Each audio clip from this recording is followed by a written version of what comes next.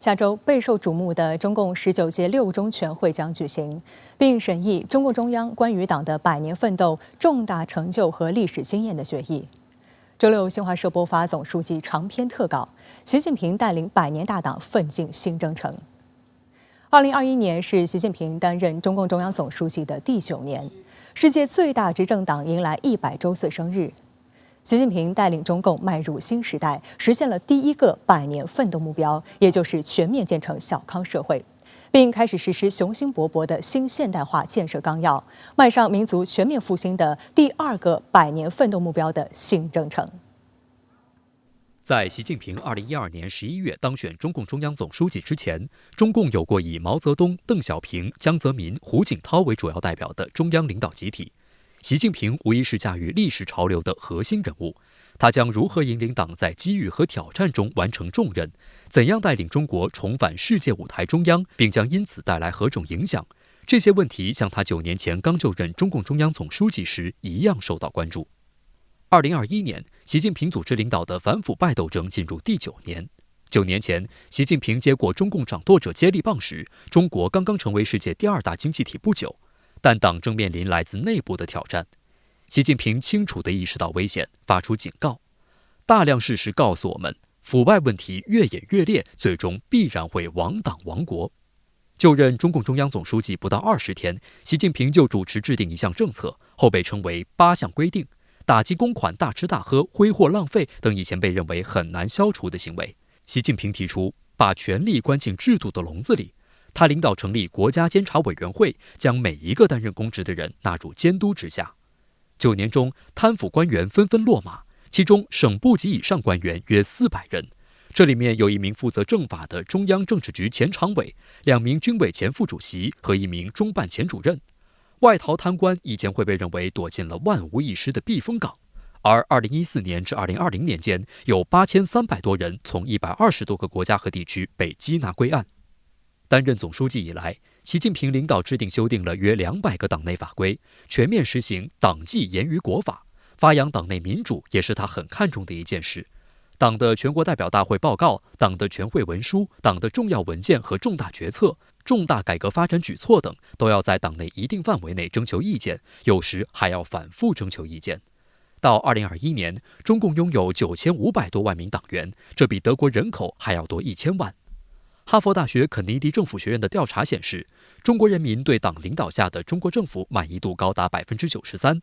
世界知名咨询公司艾德曼2020年发布的一份信任度调查报告显示，中国民众对中国政府的信任度达95%，在受访国家中排名第1。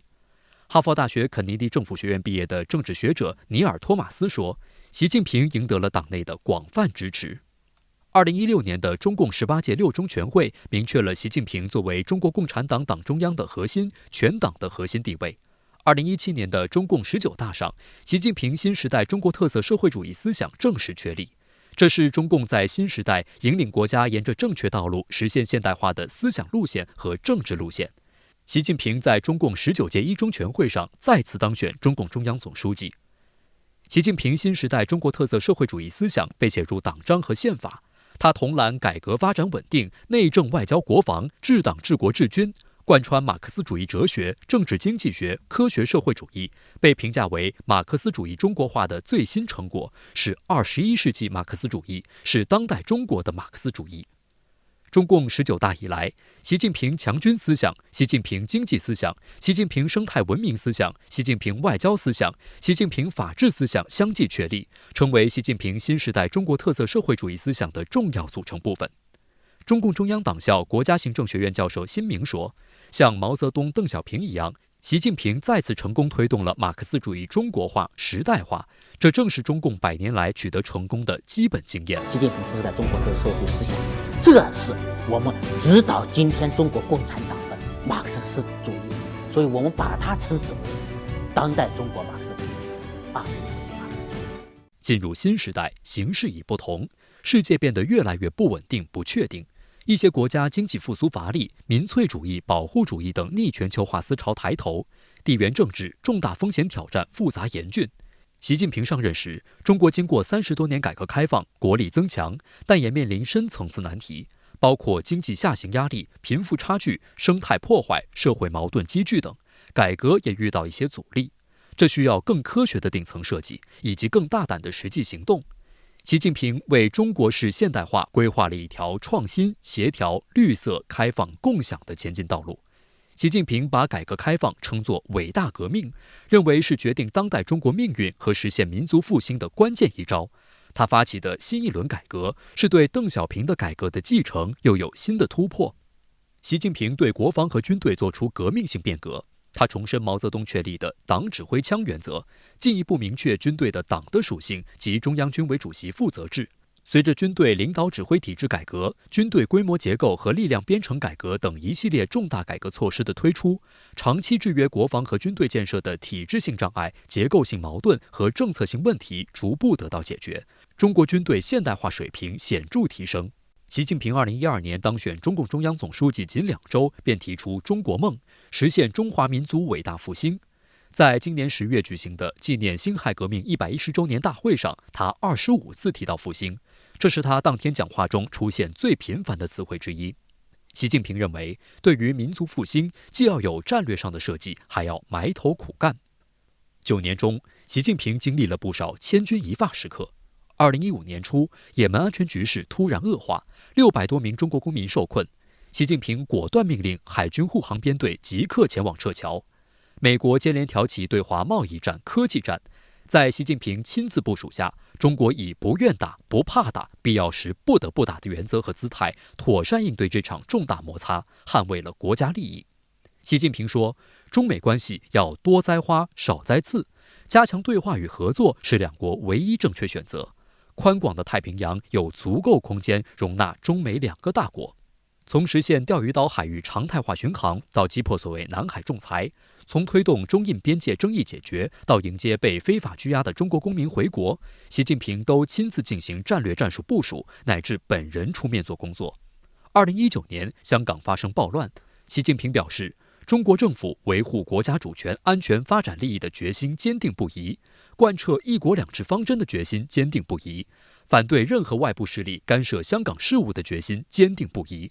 他指挥捍卫一国两制事业，粉碎了反中乱港势力颜色革命的图谋。新冠肺炎疫情发生后，农历大年30，习近平夜不能寐。第2天，他主持中央政治局常委会会议研究对策。此前，他已经拍板做出对湖北省武汉市人员流动和对外通道实行严格封闭的交通管控的决定。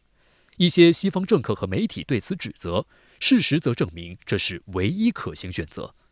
习近平让黑天鹅和灰犀牛进入中共词典，防范化解各领域重大风险，成了新时代的一个特点和亮点。习近平9年出国访问41次，足迹到达69国，推动构建人类命运共同体。习近平在2013年提出的这一理念，反映了中国共产党对当今世界的看法、立场和追求。这一理念是继毛泽东提出3个世界理论，邓小平提出和平与发展是当今世界2大主题后，由中国共产党再次提出的具有重大影响的国际主张，倡导全人类携手共进、共谋发展、共同振兴，获得众多国家的响应和支持。2017年1月，习近平在瑞士日内瓦万国宫发表题为《共同构建人类命运共同体》的主旨演讲，47分钟的演讲，30多次掌声，讲到关键处几乎一句一次掌声。习近平提出打造以合作共赢为核心理念的新型国际关系，并倡导新的全球治理观，共商、共建、共享。他推动构建总体稳定、均衡发展的大国关系框架，并多次讲，只要坚持沟通、真诚相处，修昔底德陷阱就可以避免。所谓修昔底德陷阱的说法，源自古希腊著名历史学家修昔底德的观点。他认为，当一个新崛起的大国与既有的统治霸主竞争时，双方面临的危险多数以战争告终。习近平和普京总统把中俄关系提升为新时代全面战略协作伙伴关系。他2次与今年新任美国总统拜登通话，一致表示中美不搞冲突对抗。他提出，中欧是互利合作伙伴，不是零和竞争对手。2013年，习近平提出“一带一路”倡议。截至2021年8月，有172个国家和国际组织与中国签署了200多份相关合作文件。据世界银行研究报告，共建“一带一路”将使相关国家760万人摆脱极端贫困，3200万人摆脱中度贫困。2020年，习近平宣布，中国力争2030年前实现碳达峰，2060年前实现碳中和的目标，以应对气候变化。这令不少西方人士感到意外，因为他们自己的国家还做不到。中国共产党把国家的发展目标规划为2个100年，习近平主持擘画了第2个100年奋斗目标的详细方案。这是一个庞大的计划，包括中国到2035年基本实现社会主义现代化，到本世纪中叶，也就是新中国成立100年时，建成富强、民主、文明、和谐、美丽的社会主义现代化强国。习近平反复告诫，中华民族伟大复兴绝不是轻轻松松敲锣打鼓就能实现的，在前进道路上面临的风险考验只会越来越复杂，甚至会遇到难以想象的惊涛骇浪。实现伟大梦想必须进行伟大斗争。习近平要求逢山开道，遇水架桥，勇于战胜一切风险挑战。这使得中共19届六中全会具有特别的承前启后意义。中央党史和文献研究院研究员王军伟说，党过去的2个历史决议对于统一思想、凝聚力量、完成新的历史任务产生了深远影响，这正是我们对19届六中全会的期待。新华社这篇重磅特稿长达12000多字，分6个小节，分别为像爱父母那样爱老百姓的党的总书记，众望所归的领导核心，让国家强起来的战略家、实干家，开辟新境界的时代变革者，胸怀天下的大国领袖，继往开来的领航人。特稿引发国际媒体广泛关注。深圳卫视记者注意到，路透社周6刊播记者发自上海的电稿，对5000多字英文版特稿内容援引报道。国台办周5公布大陆依法惩戒台独分子的具体措施，并点名苏贞昌、尤锡坤、吴钊燮等清单在列的台独顽固分子。消息传回岛内，赫然在列的几个顽固台独分子竟大言不惭称光荣。为何对台独顽固分子进行精准打击非常重要？清单一出，对岛内政治生态影响几何？大陆如何保持战略定力，打台独促统一？任燕言、刘和平点拨关键。直播稿台栏目由东鹏灵堂冠名播出，东鹏灵堂无糖型能量饮料。美国近期在多个场合大肆渲染中国军事威胁论，特别是最新发布的2021中国军力报告，罔顾事实，充满偏见。对此，中国国防部发言人吴谦大校周晚发表谈话指出，美国才是全球核威胁的最大制造者，并正告美方，任何试图干涉中国内政、对中国进行霸凌的企图与行径，都将在中国人民解放军这座钢铁长城面前碰得头破血流。吴谦表示，20多年来，美方一意孤行，年复一年蓄意炮制所谓中国军事与安全发展报告，是赤裸裸的霸权行径，已向美方提出严正交涉。吴谦说，中国坚定奉行防御性国防政策和积极防御的军事战略。中国的军力发展完全是为了维护国家主权、安全和发展利益，为了粉碎任何危害地区和平稳定繁荣的图谋，不针对任何国家，也不会对任何国家构成威胁。历史和现实都证明，中国军队的发展给世界带来的是安全而不是威胁，是机遇而不是挑战。吴谦指出，国虽大，好战必亡。美国才是全球核威胁的最大制造者。美方近年来加快发展核、太空、网络作战、高超音速技术等领域的军事力量，肆无忌惮地退出中导条约和反导条约，与英国、澳大利亚建立3方安全伙伴关系，开展核潜艇合作，人为制造核扩散的严重风险，对国际核不扩散体系造成巨大冲击。此外，美方多年来独家阻挠禁止生物武器公约核查议定书谈判，在境外部署200多个生物实验室，迄今没有完成库存化学武器销毁。美方行径对世界和平与安全构成重大威胁。吴谦的这个表态，实际上呢还是非常的明确，也非常坚定的。向美方表达了，美方如果在对华关系处理中，要有一个稳定的格局的话，必须尊重中方核心利益。更重要的是，中方通过这样的表态，向国际社会表明了在中美涉台及相关议题中间的分歧方面，多数或者说完全是由美方在制造危机和纷争而造成的。吴谦还在谈话中特别指出，在美军核潜艇水下碰撞事故问题上，美方还欠国际社会一个清清楚楚的交代。10月2号，美国海狼级核潜艇康涅狄格号在南海发生碰撞事故，但直到本周一，美军方才发布了一个语焉不详的事故声明，称康涅狄格号在所谓印太地区国际水域行动期间，与一座未知海底山脉相撞，导致核潜艇在水下搁浅。周四，美国海军再发声明称，由于失去信心，美国海军第7舰队司令解除了康涅狄格号核潜艇指挥官、副指挥官和负责声纳技术的军事长的职务。对此，中国外交部发言人汪文斌周五再次敦促美方详细说明事故有关情况，充分回应地区国家关切和疑虑。关键是要停止四处滋事挑衅、炫耀武力，停止损害别国主权、安全的行径。军事专家尹卓近日在接受央广军事采访时认为，美军时隔近1个月才公布事故调查结果，却没有对国际社会的关切和疑虑做出回应，充分说明美军事故调查声明缺乏诚意、不透明、不专业。这次事故有可能是因为核潜艇撞上海底山脉造成的，但并不能完全排除此次事故会造成核泄漏风险。在这种事故里头，核动力管路是否有破损，他没有公布这方面情况。因此我们不得不提出疑问，核潜艇是否会产生核泄漏？而且美军拖了这么长时间，一直没有向世界公布交代它这个在核动力方面的这个问题。因此呢，我们不得不对美军公布的这样一个调查报告呢，抱有一种怀疑的态度。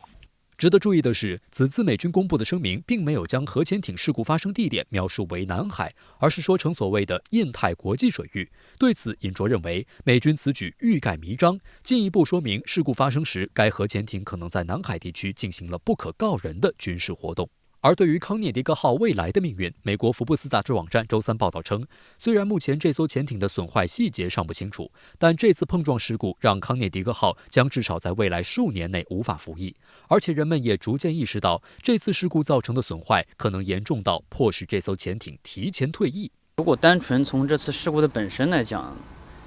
它应该是不是直接撞上海山，是擦上了海山，就是应该艇底擦上了海山。那这样的话，属于按照就是我们这个交通的话，这属于是刮蹭，就是那如果是车刮蹭，可能问题不大，但是问题是潜艇，特别是美国这艘海狼级的潜艇，它是非常昂贵的和精密的这个装备，所以即便是一次小伤，它可能修复起来也会比较困难。好，相关话题马上连线特约评论员张思南，张先生你好。国防部发言人吴谦大校周五发表谈话，炮轰美军在核潜艇水下碰撞事故上欠国际社会一个清清楚楚的交代。那张先生，您对此如何看？主持人好，一向指责中国在涉军问题上缺乏透明度的美国，在康涅狄格号碰撞事故上才是教科书般的不透明，对南海周边国家极不负责。美军核潜艇10月2日在南海海域发生碰撞，但直到5天后，也就是10月7日。美国海军在潜艇离开南海、抵达关岛港口时，才对外通报了此次事故，且不肯透露事故的具体原因与潜艇的损伤程度，只言及潜艇撞上了不明物体。值得警惕的是，美方一边反复强调康涅狄格号上的核反应堆没有受损，另一边外界注意到10月30日至31日，美军专门用于探测放射性物质的特种侦察机 WC-135W 不死凤凰出现在了南海一带。事实上，这种核侦察机上一次在南海一带活动还是2020年1月，因此很难不让人让其的突然出现与此次美军核潜艇碰撞事故联想在一起。而如果这两者之间确有相关，就说明美方有意在探寻此次事故是否造成了某种程度的核泄露。换言之，康涅狄格号的实际受损程度远比美方当前对外透露的要严重得多。事实上，就在 WC-135特种侦察机在南海转了一圈后，紧接着11月1日，美国海军时隔24天对外发表声明，称康涅狄格号撞上的不是什么不明物体，而是一座海图中未有标记的海底山脉。至于具体如何撞上海底山脉，以及潜艇损伤程度如何，美方仍旧避而不谈。讽刺的是，每逢发生涉及核问题这种全球公共安全议题，美国总是第一个要求其他国家不得隐瞒真相，要求立即查明原因，组织行动，从而降低影响。而如今事故出在美国的核潜艇之上，涉及南海多国的航行与海洋生态安全，美国是不是也应该做个表率，让国际社会看看究竟什么叫不得隐瞒真相，什么又是立即查明原因、组织行动，从而降低影响？您认为美国潜艇为何会出现在南海？美国海军近年来似乎在南海一带多有事故发生，那对此您又怎么看？这是个好问题。的确，这已经不是美国海军第一次在南海或是南海周边海域发生碰撞事故了。2017年8月，美军驱逐舰麦肯恩号在马六甲海峡与一艘货轮相撞。我记得当年就不少媒体就在讨论，为何美国海军频频发生事故，甚至有人戏言美国军舰只要沾上南海就不会有好下场。但在我看来，美国海军之所以在南海及周边海域多有事故发生，绝不是因为某些人所宣扬的美军素质下滑或是士气低迷，或者我们说这不是主要原因，而是因为美军长期以来在南海一带有着极为庞大的军事存在与常态化的行动。正所谓夜路走多了，撞个货轮或者海底山脉什么的也就不新鲜了。美国海军水面舰艇在南海的频繁活动，美方称之为区域力量再平衡，事实上就是某种针对中国的极限施压，并试图为自身赋予一个在南海范围内执法者的角色。而正如执法者在街面上高调巡逻是为了宣示某种执法权，美军在南海则是为了宣示某种制海权。然而，康涅狄格号出现在南海及周边海域的目的还不一样。康涅狄格号是一艘潜艇，而且不是什么普通潜艇，是美国仅有的3艘海狼级攻击核潜艇中的1艘，静音效果极佳，造价极为高昂，数量极为稀少。冷战后主要被应用于执行高敏感、高风险性的任务，例如情报搜集与侦查、监听海底通讯电缆，以及跟踪他国潜艇、收集声纹数据等等。我们很难想象康涅狄格号作为美国海军战力的金字塔，此次出现在南海是为了执行某种常态化战备的任务。事实上，当前3艘海狼级攻击核潜艇全部隶属于美国海军第5潜艇发展中队，该单位的公开任务就是去执行追求重大国家安全目标的秘密行动。换言之，康涅狄格号来南海就是来做贼的，而在做贼的过程中，很遗憾被开了瓢。至于是因为什么原因被开了瓢，美国人不说，我们也不清楚。但我们清楚的是，至少短时间内，康涅狄格号应该是出不来了。好，谢谢张先生在线和我们分享您的观点，谢谢。国台办周五第一次明确针对台独顽固分子提出具体惩戒措施，还点名台行政部门负责人苏贞昌等3人。苏贞昌此前曾大放厥词称，就算只有一支扫把，我都拿起来绝不投降，被嘲讽潜意识里就是投降。而近期台防务部门主管邱国正投书美媒，强调的又是绝不会投降，其心虚程度可见一斑。实际上，民进党当局搞以武拒统的底气，大部分来自于挟美自重。中国国防部周五就警告，对于台湾当局任何分裂祖国的行径，对于任何挑动台海紧张局势、蓄意制造地区危机的外部势力，中国人民解放军都将用坚强的决心、坚定的意志、强大的能力予以迎头痛击。继此前大陆确认台独顽固分子清单存在后，国台办周五公布了大陆依法惩戒台独分子的最新举措。相关消息传回岛内，被明确点名的苏贞昌、游锡堃、吴钊燮3人，在媒体追问时仍不改谋独丑恶嘴脸，嘴硬称会继续为台湾所谓的自由及民主奋斗。对此，有分析认为，对于一些口头上说不害怕，还感到所谓光荣的顽固台独分子，对他们进行精准打击非常重要。香港中评社的分析称，为了维护台海的和平稳定和两岸同胞的切身利益，相信大陆未来依法反独恶毒的力度会更大，台独注定是一条走不通的路。台北市议员徐巧芯认为，大陆对台独顽固分子惩戒措施的关键在于，绝不允许其关联企业和金主在大陆牟利。他举例称，苏贞昌还有意参选2024，他还有大量亲属在经商，大批苏系人马要在台湾从政。大陆对苏贞昌金主下手，会对整个苏系造成巨大损伤，同时也会让其他不在名单上的民进党政客胆寒。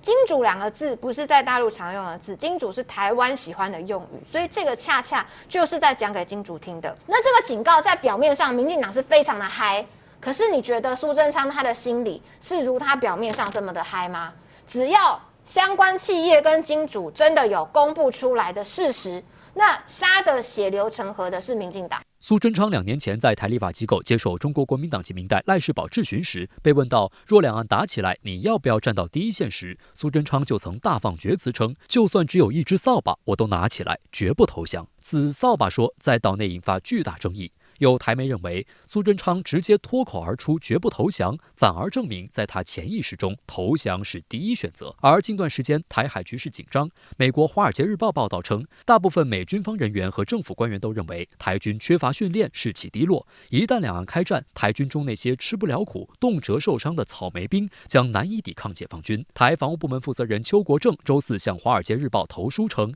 台海局势越来越受到全球关注，当前局势是他从军40年来最具挑战性的时刻。虽然台湾军力不是中国大陆的对手，但是绝不会投降。周五，面对记者询问如果大陆打过来，台湾可以撑多久，邱国正颇为无奈地表示，对自己要有信心。如果大陆打过来，台湾可以撑多久？讲过的，好不好？好，谢谢，谢谢。反复讲就变成好像唱高调了，要有点信心，对你自己要有信心。台独分子狂妄的最大底气来自于相信美军会出兵救台，而美方近期的错误信息更是助长了民进党当局的企图。继美军最高将领、参联会主席米利周三参加阿斯彭安全论坛时，妄称美军绝对有能力保卫台湾后，美国海军部长卡洛斯·德尔托罗周四在出席该论坛时，又多次将话题引向台湾。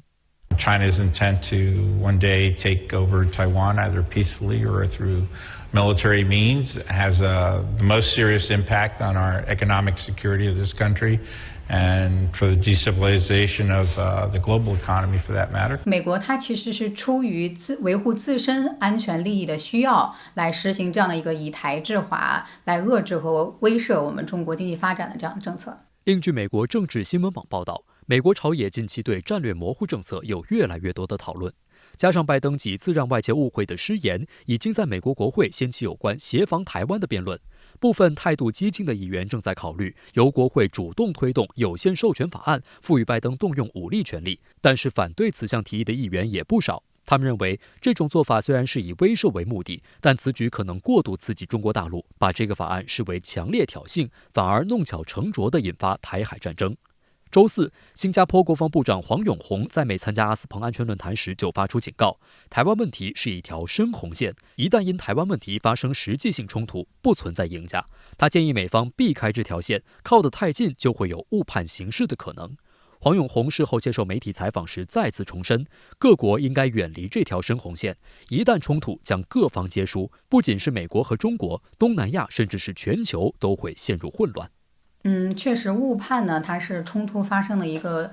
最大的一个催化酶，所以他的这一番表态其实是中美关系在亚太地区的一个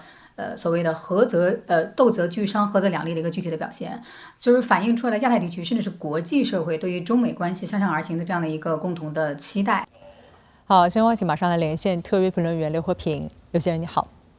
国台办宣布依法惩戒以苏贞昌、游锡堃、吴钊燮为首的顽固台独分子，在岛内外引发强烈反响。那您对此有哪些观察呢？我注意到国台办做出这个宣布之后，对此感到最为兴奋的还是大陆民众，他们普遍有一种长出了一口恶气的感觉，因为最近一段时间以来，岛内以苏贞昌、游锡堃、吴钊燮为首的顽固台独分子与美国、日本、澳大利亚甚至是欧盟的挺台势力相互勾结，做出了一系列让大陆忍无可忍的动作。假如大陆还不拿出具有威慑性的反制动作，那不仅岛内的台独势力与境外的挺台势力会进一步有恃无恐、得寸进尺，更为关键的是，大陆内部汹涌的反独民意也无法平息。在这种情况下，大陆从源头下手，拿岛内跳得最高的几个顽固台独分子来开刀，也就是顺理成章、势在必行的事情了。同时，我还认为，国台办做出这一宣布之后，在岛内感到最为紧张的，也应该不是以苏贞昌、游锡堃、吴钊燮为首的顽固台独分子，而是那些长期以来一方面在大陆做生意发大财，另外一方面又在岛内支持台独势力的那些绿色金主们。因为走过路过必留下痕迹。这些绿色金主们有把本在大陆手上握着，大陆这一招放出来之后，有可能部分绿色金主们将不得不选择跟台独势力甚至是民进党来做切割。如此一来，台独势力与民进党赖以为生的金援将无疑会受到影响。被国台办点名的顽固台独分子苏贞昌与游锡堃之流也纷纷跳出来作秀表演，那对此您又怎么看？我认为这几个人的这样一种反应应该是在大陆的预料之中的，因为这背后有他们自身的所谓政治逻辑。此前我曾经反复说过，无论是过去、现在还是将来，台独都只是一个永远无法实现的幻想。对此，大陆知道，美国知道，岛内的绿色政客们其实也是心知肚明。否则，曾任台安全事务主管机构负责人、被称为民进党头号军师的台日关系协会会长邱毅人就不会公开表示，台湾能否独立并不是由台湾人们自己能够决定的。那么这也就意味着，台独政客们只是在玩台独，在炒作台独，在利用台独一方面打悲情牌，另外一方面为支持者打鸡血，以捞取自己的政治资本，骗取选票。这就导致了这批台独政客们内心深处普遍有一种玩台独不嫌事大的变态心理。只要大陆出手对他们打击的越厉害，他们越是会不知悔改，反而变本加厉，以捞取自己的政治资本。1996年，台湾地区领导人第一次实行直选的时候，李登辉就是靠抛出两国论，并因此而引发了台海导弹危机而当选的。2000年陈水扁也是靠着在言行上刺激大陆而骗取选票，窃取岛内政权的。2年前蔡英文竞选连任的时候，选情一度死翘翘，结果也是靠炒作香港问题，玩弄所谓的芒果干而咸鱼翻身的。所以对于苏贞昌与游锡堃等人的套路，他们不开口我们也知道，那就是这样一个老调重弹的逻辑链条。第一，我们是因为爱台湾而受到打压的；第二，因为爱台湾而受到打压是光荣的；第三，未来我们会继续爱台湾，继续搞台独；最后就是请把票投给我。不过对于大陆来说，无论是这几个顽固台独分子做出什么样的反应，大陆都会保持自己的战略定力，坚持以我为主，向岛内发出凡是认同两岸统一的我们都坚决支持，凡是搞台独的我们都坚决打击的清晰政治信号。因为长期以来岛内自身发出的政治信号是错乱的，只要赞成统一的就会受到打击，凡是支持台独的就会被贴上爱台的标签。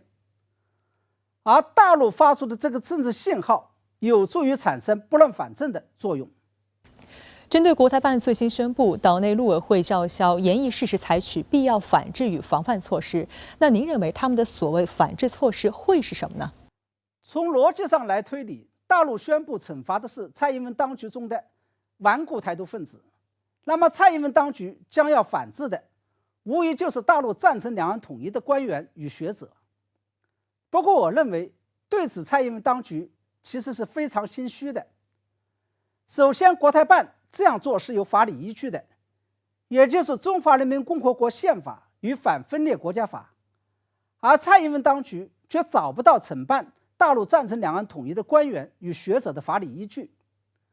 因为岛内的基本法律与制度也是赞成两岸统一的，假如蔡英文当局硬要这样做，那极有可能在岛内就会受到蓝营的司法挑战。其次，国台办宣布禁止顽固台独分子本人及其家属进入大陆和香港、澳门特别行政区，以及禁止其在大陆经商、牟利等等，是有资本的。因为大陆与港澳地区的经济对台湾基本上是完全开放的，并吸引了大量的台湾人，包括绿营人士前来投资、就业和生活。相反，由于台独势力的阻挠，台湾长期以来在经济上对大陆实行的是近似于锁岛的政策，能够前往台湾投资、就业与生活的人本来就不多，更不要说大陆的官员与学者了。那么这也就注定了蔡英文当局的所谓反制措施，压根就是无牙的老虎，落不了地。在制裁不了大陆的官员与学者之后，蔡英文当局将会刀口向内，将制裁的矛头对准在大陆投资的台商。由于他们早就对大陆出台的一系列鼓励台商前来投资的政策，以及台商蜂拥前往大陆投资的趋势非常的不满，但是又找不到阻止的办法。这一次他们正好找到了一个借口，迫使台商撤出中国大陆，这是我们要注意的一点。好，谢谢刘慧平先生在线和我们分享您的观点，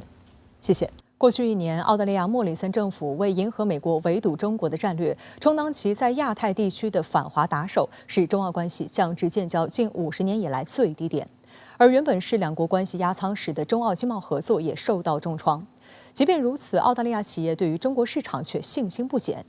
中国国际进口博览会作为外国企业进入中国市场的窗口，一些澳企甚至排除万难前来参加。来看深圳卫视特派记者从上海发回的报道。在今年的进博会上，超过100家澳企亮相，涵盖食品及农业品、医疗器械及医药保健、消费品、服务贸易和技术装备等多个领域。深圳卫视记者注意到，不少澳企都是进博会的忠实回头客，其中就包括连续参加4届展会的澳洲冠军羊毛被工厂。在该厂参展商埃里克看来，进博会是一个来了还要来的场合。在第一就是进入，就是我们办事处在中国成立，就第1届进博会以后，我们的主要是建立那个大贸大仓。到现在为止，就是我们还有那个200多家的那个就是2、3线城市的就是那个零售的那个零售点。过去1年，受中澳关系影响，两国经贸降至冰点。澳大利亚统计局数据显示，2021年1月，澳对华出口额下降11亿澳元，同比下降8%，其中葡萄酒出口受伤最重。前来进博会参展的澳华阳光酒庄的蒋银就对深圳卫视坦言，他的葡萄酒对华出口业务随之受到极大影响，目前只能销售现有在华库存。我们还是想把澳洲比较好的一些东西带到中国来，然后呢，让消费者又能以比较合理的价格去享受到。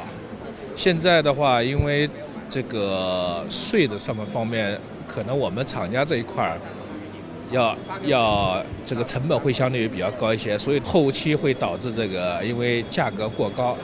很多消费者去接受不了。尽管如此，蒋银的公司仍然对未来深耕中国市场充满信心。他告诉深圳卫视记者，他们的酒庄位于澳大利亚的维多利亚州，对华较为友好开放。另外，中国消费者对澳大利亚葡萄酒的认可，也是吸引他们排除万难来到进博会的主因。在此前3届进博会收获高达60%业务增长的澳大利亚企业 JAT Corp， 其海外事业部总经理郑杰告诉深圳卫视记者，为了参加今年的进博会，他不仅早早申请了展位，还特地提前1个月从澳大利亚飞赴上海，以符合防疫要求。我们进博局对这个来的参展的国外的人员也有一定的管控，所以说我们是在临近出发前2天才拿到这个入场的这个签证，邀请函签证。然后在中国，我们先接受了14天的隔离，再加上7天的这个健康的监测。中国是全球最大的市场，那我们一定要把这个首发放到中国来。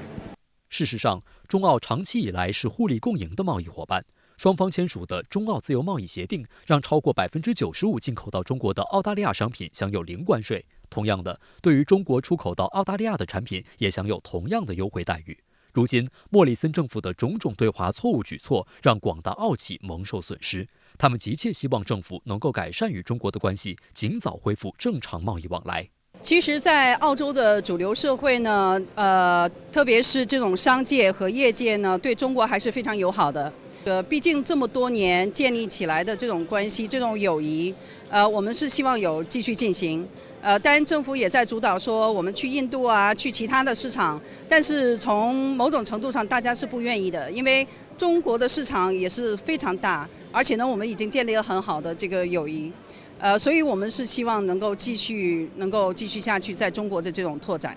澳洲制造是一个旨在将澳大利亚制造的优质产品带到中国的行业协会，此次携11家企业共赴进博会。刘晓燕介绍，与往年相比，今年她收到了拥有100年历史的澳洲本土面粉厂的申请，意味着越来越多的澳大利亚本土企业期望通过进博会这个平台享受中国市场的红利。在澳洲，我们是家家户户都在用这个品牌的，所以呢，其实澳洲的这个市场上还是有很多的这种老牌的、有历史的、鬼佬的企业呢，他们希望进入中国。那本身中国这么大，他们怎么去啊？怎么去哪里啊？那进博会呢是一个非常好的一个平台。今天接受我采访的澳大利亚参展商都希望中澳关系能有所缓和，让两国经贸关系重回正轨。他们很多人都提到，代表澳企利益的澳大利亚贸易投资委员会已连续4年支持澳企参加进博会，帮助他们拓展贸易、投资和消费市场，加强同中国企业的合作。那么同时我也注意到，今年澳贸委还在官方小程序上推出了进博会专题，并对在线商务对接平台进行了迭代升级，助力澳企在进博会期间对接中国合作伙伴。